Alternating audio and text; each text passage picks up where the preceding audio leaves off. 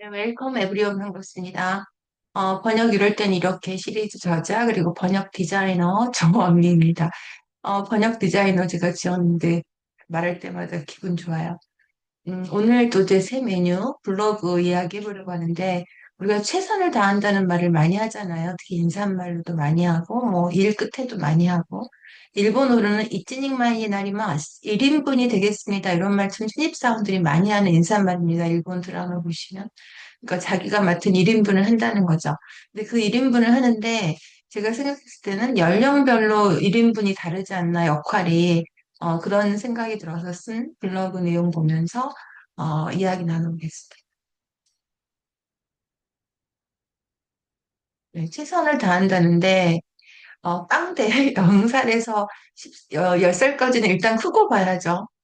미성년자는 일단 주변에서 키워줘야 되고, 지원을 해줘야 되죠. 그러니까 일단 잘 크는데 최선을 주변이나, 어, 뭐, 본인도 잘 조심할 건 조심하고 해야 되는 나이고, 조심하는 걸 알게 되면.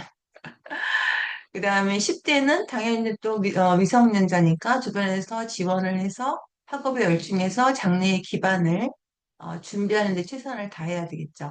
그 다음에 이제 20대가 되면은 이제 대학 생활이 시작되면서 우리가 인생의 황금기를 20살에서 70살까지로 잡아야만이 50년이죠.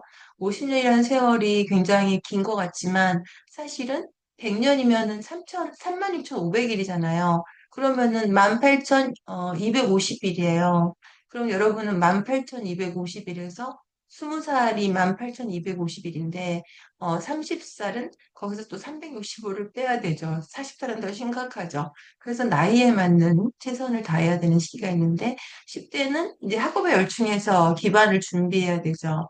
그리고 20대는 보통 우리가 질문할 때 인생의 전성기가 언제냐? 그러면 신체 전성기로 오해하기 쉬운데 신체 전성기는 막 아유, 막, 신체적으로 놀자 이런 게 아니라 그 전성기를 가지고 자기의 역량을 펼칠 수 있는 기회를 만들어야 되는 거예요. 이때는 아무래도 덜 피곤하고 조금 덜 자도 괜찮고. 근데 나이 들수록 잠이 굉장히 중요하다고 하죠. 그 나이, 그 자는 동안에 모든 게 회복이 되니까. 그래서 20대 때는 신체 전성기를 맞아서 역량을 펼칠 수 있는 기회를 만들어야 되고.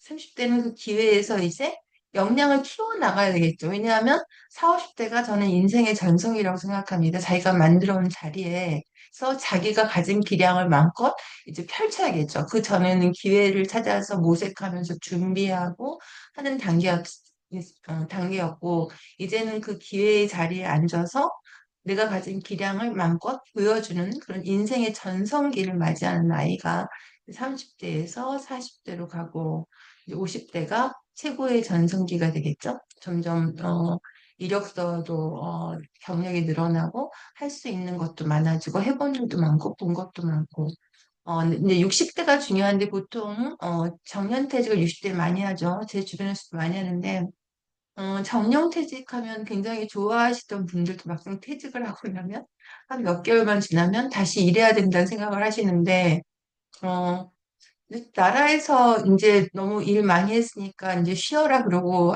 합법적으로 허가해준 나이인데 사실 그걸 쉬지 못하는 것 자체가 뭐 금전적인 면도 있지만 또 그 외에도 자기 마인드가 리세팅이 안 되는 것 같아요.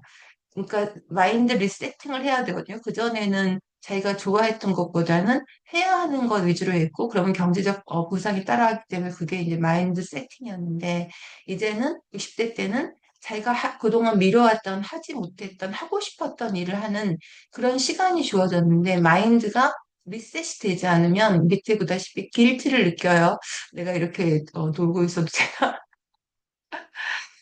저는 다 비슷하다고 생각합니다. 그게 정리가 안 돼요. 그러니까 재미있게 행복하게 살아라는 건 아는데 어떻게 행복하게 살 건지 어떻게 재미있게 살 건지가 잘 해결이 안 되는 경우가 참 많아요.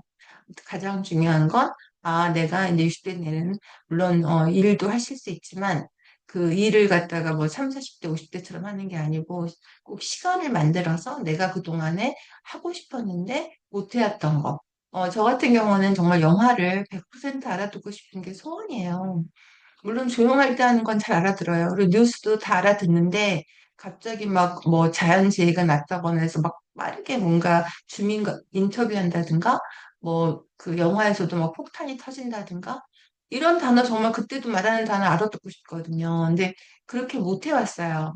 그러니까 이제 중요한 것들만 다 알아듣는 순서로 돼 있는데, 제가 이제 해보고 싶은 거는, 영화를 갖다가, 요즘에 영화를 쉽게 볼 수는 또 많잖아요. 그러니까 하는 게 중요한 게 뭐냐면, 영화 자막을 보게 되면, 예전에는 리스닝 공부를 해서 영화 자막을 잘 안 봤는데, 이제 영화 자막을 보면서 리스닝을 하거든요. 그러면 영화가 1시간 뭐 30분짜리면 1시간 30분에 나도 모르게 내가 원턴 원치 않던 책 한 권을 읽게 돼요. 그 자막이라는 게 책 한 권이잖아요. 그러니까 엄청 리딩력도 돼요.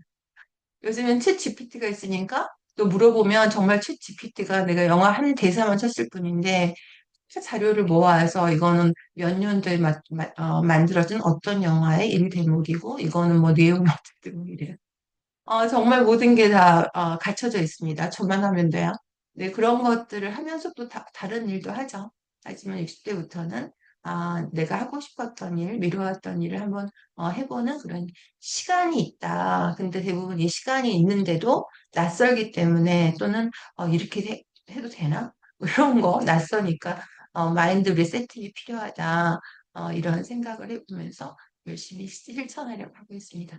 네, 오늘 여기까지 하겠습니다. 감사합니다.